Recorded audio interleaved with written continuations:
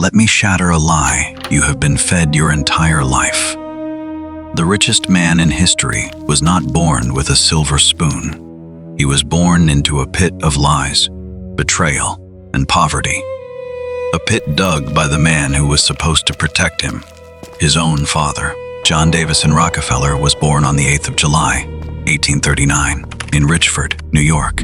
His father was William Avery Rockefeller Sr., a man known to the world as Devil Bill, a professional con artist who cheated even his own family without a shred of guilt.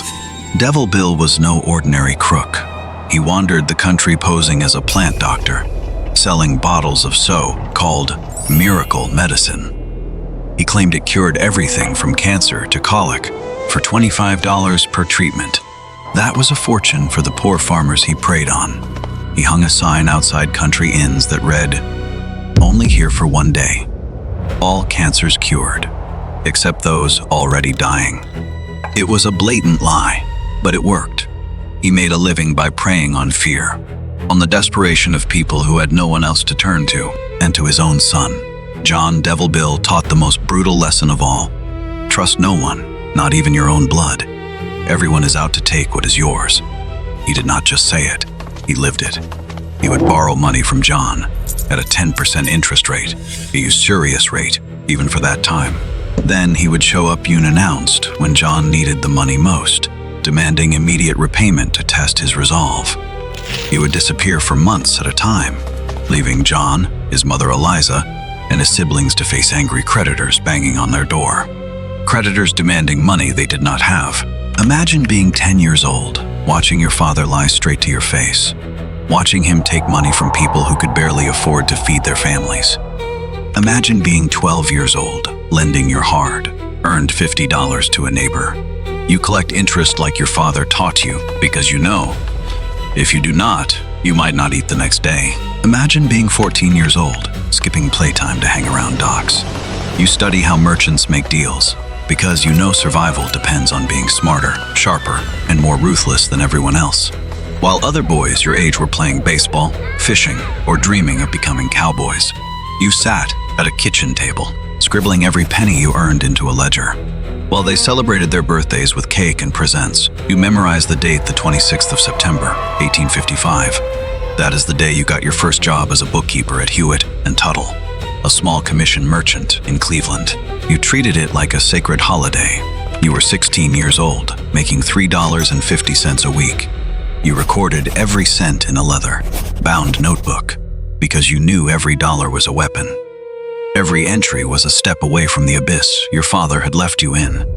You did not just do your job, you mastered it. You checked every bill twice, even when your bosses told you it was unnecessary. You caught a captain lying about damaged goods, saving your company hundreds of dollars. You negotiated with 3 shipping companies to get compensation for a batch of flawed marble. That proved you were more than just a kid with a pencil and a ledger. You worked from 6:30 in the morning until late at night, eating lunch at your desk, because you knew laziness was a death sentence in a world that did not care if you lived or died. He was 16 years old, and he already knew the world does not reward goodness, it rewards control. By the time he was 20, he was earning $500 a year. He donated 10% of his income to the church, not out of kindness, but out of discipline. It was a habit his mother had instilled in him. He had 2 goals: earn $100,000 and live to be 100 years old. It sounded impossible to everyone else, but to John D. Rockefeller, it was a promise. A promise to himself that he would never be as weak, as helpless, as his father had made him feel. So let me ask you this, right here, right now. Imagine you are 16 years old. Your father is a con man who abandons you. Your mother is struggling to put food on the table. Every creditor in town is knocking on your door. You have no safety net, no one to rely on. Would you crumble? Would you turn to crime? To alcohol? To the same darkness that consumed your father? Or would you do what John did? Grab a pencil, a ledger, and turn every bill, every dollar, every betrayal into a bullet in your war against the world? What would you do? In 1859, something happened that changed the life of John D. Rockefeller and the world forever. The first commercial oil well was drilled in Titusville, Pennsylvania. The world went crazy for black gold. Everyone wanted a piece of the action. Farmers, merchants, even preachers abandoned their jobs to drill for oil, hoping to strike it rich overnight. But John D. Rockefeller, he did not rush to drill. He watched, he waited, and he saw something no one else saw. Drilling for oil is a gamble, he told his partner, Maurice Clark, in 1863. The wells dry up, the prices crash, and the fools who rush in end up with nothing. But refining oil, that is control. Refining is where the real money is. He was right. By 1865, he had bought out Clark for $72,500, a fortune at the time. He founded his own refinery, Rockefeller and Andrews.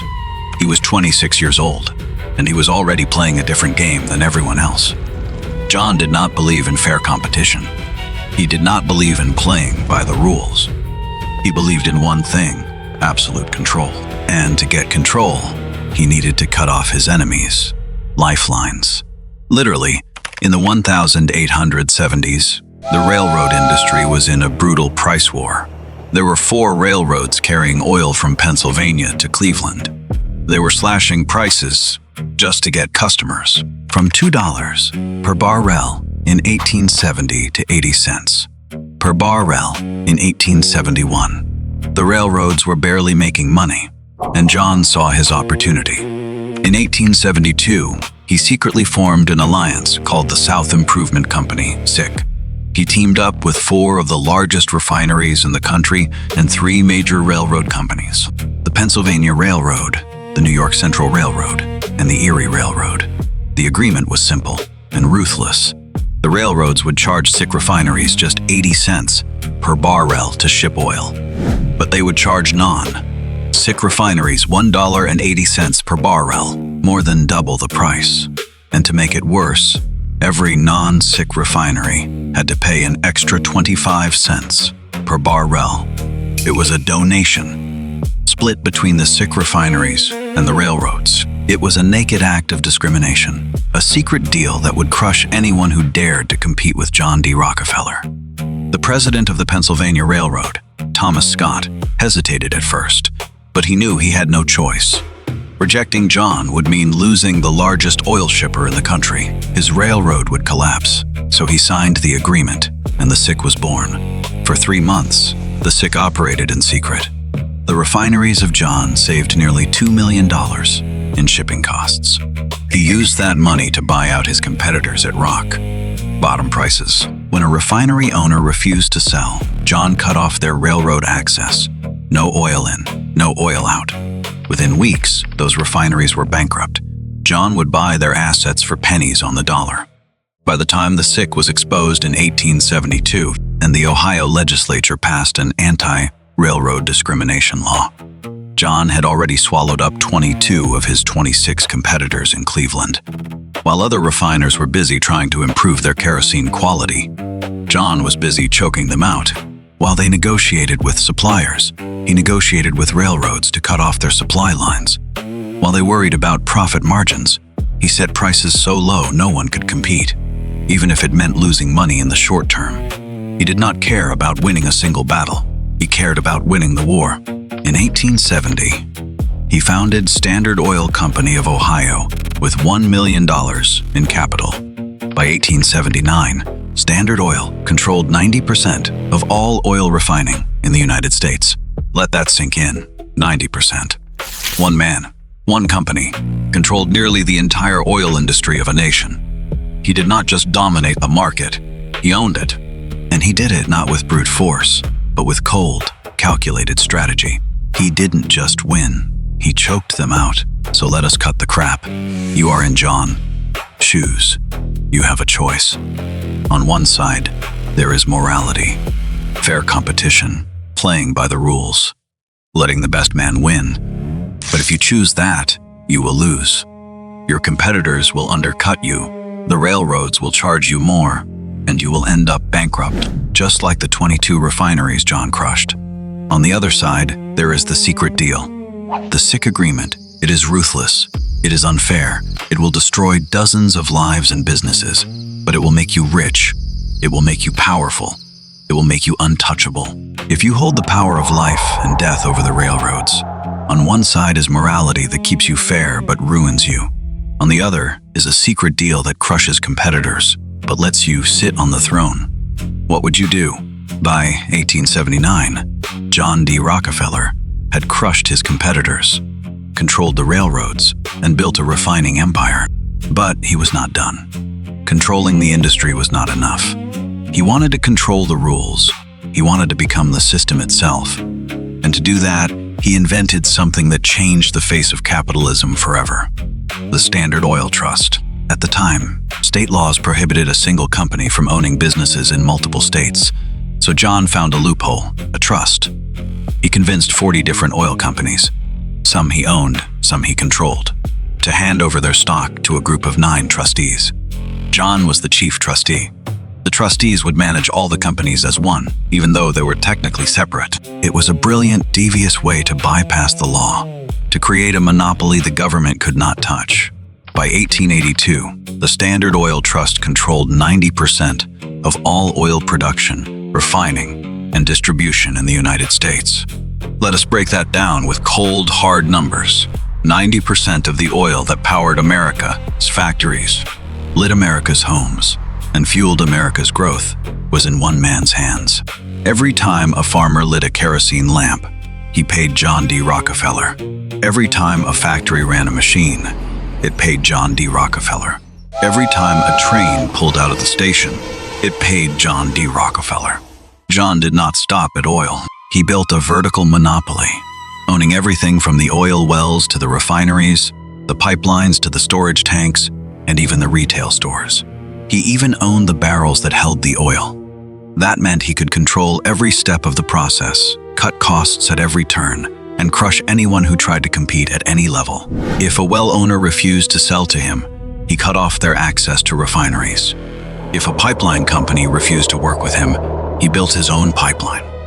He did not just play the game, he wrote the rule book. And here is the terrifying truth. The system John D. Rockefeller created 140 years ago is the same system ruling the world today. Amazon has vertical integration. It owns warehouses, delivery trucks, websites, and products. This is a carbon copy of Standard Oil. Google has horizontal consolidation. It buys up competitors like YouTube and Android to eliminate competition. This is exactly what John did with his refineries. Meta controls social media. Apple controls tech ecosystems. All of it, every single part, was written by John D. Rockefeller in the 1880s. People called him a robber baron, a monster, a villain. But John did not care. Because while he crushed competitors, he also lowered kerosene prices from 30 cents per gallon in 1865 to 6 cents per gallon in 1897. He lit up America's homes, made electricity accessible to the working class, created jobs, and built infrastructure that powered America's industrial revolution. He was a villain to his competitors, but a hero to millions of Americans who could now afford to light their homes at night. He did not just build an empire, he built a cage where every American, every business, every industry was dependent on him. A cage where he got to decide who succeeded and who failed, who lived and who died. He used low prices to win people's hearts, but in the process, he eliminated choice. He made America dependent on Standard Oil, and in doing so, he made America his employee. The entire country was working for him, whether they knew it or not. So let me ask you this. Imagine you have $1 billion. Imagine you control 90% of a resource every single person in your country needs to survive. Imagine you can set the prices, crush your enemies, even write the laws to protect your empire. You have the power to become a god in people's eyes, to be loved, feared, remembered forever. Can you resist that temptation? Can you stop yourself from reaching for more, from becoming the system itself? If you have the wealth to buy the lifeline of an entire country, can you resist the temptation to become a god? In 1911, the United States Supreme Court ruled that the Standard Oil Trust was an illegal monopoly. They ordered it broken up into 34 separate companies that later became Exxon, Mobil, Chevron, and BP. The world celebrated. The robber baron had been defeated. or so they thought. John D. Rockefeller was 72 years old when Standard Oil was broken up. He was already the richest man in the world, with a net worth of $900 million. But after the breakup, something incredible happened. His wealth tripled, because he owned stock in all 34 companies. As those companies grew and dominated their own markets, his stock prices soared. By 1913, his net worth reached $2.9 billion, making him the world's first billionaire. Let that sink in. The government tried to destroy him, and he became 3 times richer. But John did not stop. He had controlled energy. He had controlled the economy. Now, he wanted to control something even more powerful, life itself. He turned his sights to medicine, because he knew whoever controls medicine controls people's bodies, their health, their very lives. And in 1910, he made his move with the Flexner Report. At the time, American medicine was a mess. There were 150 medical schools in the United States. Most were unregulated, teaching everything from herbal medicine to homeopathy to traditional remedies. Many schools did not require any prerequisites, had no labs, and did not require students to work with patients. John D. Rockefeller saw this as an opportunity not to improve medicine, but to control it. He funded Abraham Flexner, a young educator, to conduct a study of American medical schools. He gave Flexner $1.4 million, more than $40 million in today as money, to write a report that would reform medical education. The report, published in 1910, was a hit job. It labeled traditional and herbal medicine as unscientific, quackery, and dangerous. It demanded medical schools be shut down unless they followed a strict curriculum based on science and pharmaceutical drugs made from petroleum, the very resource John controlled. With the Flexner Report in hand, John used his wealth to fund medical schools that followed his rules. He donated millions to Harvard, Yale, and Johns Hopkins, but only if they abandoned traditional medicine and focused on petroleum-based pharmaceuticals. He shut down 120 of the 150 medical schools in the United States, eliminating any competition to his new medical system. He even donated $40 million to build Peking Union Medical College in China, spreading his medical system across the globe. What John D. Rockefeller did was not just reform medicine. He erased an entire history of healing. For thousands of years, humans had used plants, herbs, and natural remedies to cure disease. But John labeled all of that as unscientific because it did not involve his oil. He built a system where the only legitimate medicine was the kind that made him money.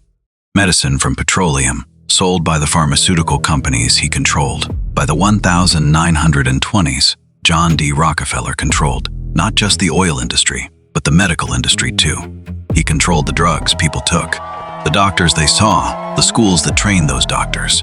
He even controlled the research, funding only studies that supported his pharmaceutical empire and burying studies that did not.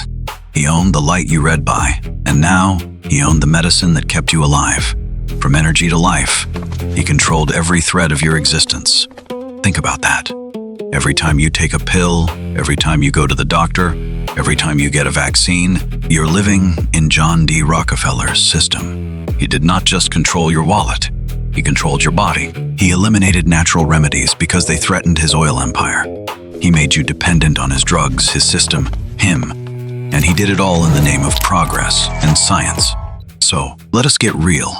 You are John D. Rockefeller. You have billions of dollars. You have the power to rewrite the rules of medicine. You can eliminate your competitors, natural healers, herbalists, traditional doctors. With a single report, you can build an empire that controls people as health, that makes you richer than you ever imagined.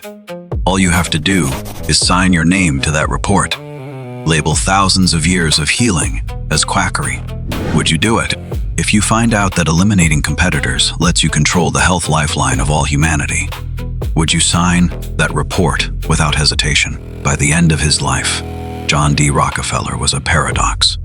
He was the man who crushed competitors, choked out industries, and built a monopoly that controlled the world. But he was also the man who donated more than $530 million to charity, more than $10 billion in today's money. He donated to eradicate hookworm disease, which infected 40% of Americans in the South. He donated to build schools, hospitals, and universities, including the University of Chicago, which he called the best investment I ever made.